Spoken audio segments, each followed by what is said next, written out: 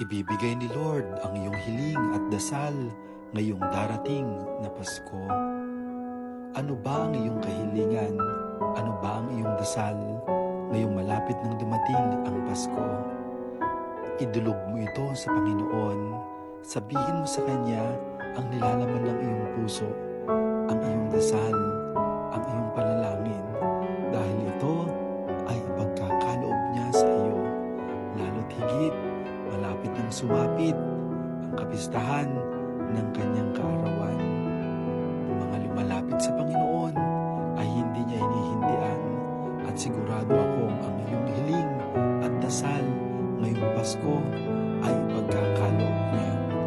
Huwag kang mangamba, huwag kang magdalawang isip na sabihin sa Kanya ang iyong hiling at dasal, dahil sigurado akong ito ay iyong makakamtan, lalo na malapit nang sumapit ang araw ng Pasko, ang araw ng pagbibigay ng tunay na pagmamahal ng Diyos sa atin.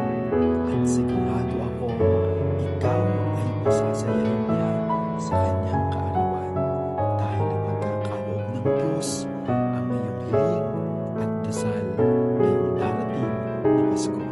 Manahimik ka panandalian at sa iyong puso't isipan ay ibulong mo sa Panginoon